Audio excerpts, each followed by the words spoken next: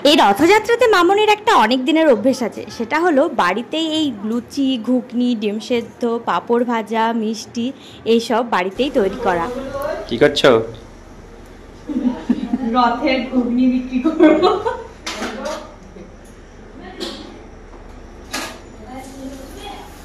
ডিম ঘুগনি? হ্যাঁ, আর মামনি পাঁপড় বিক্রি করবে। না এখন বেশি খুব হয়, এখন বেশি হয় আমাদের। এক টাকা বড় বড় টাকা ওকে দেখে টিকিট করে দিয়ে সব বিক্রি বলে এরকম সেই খেলা হয় না, সেই কে কত তাড়াতাড়ি কিলো সাজাতে পারে।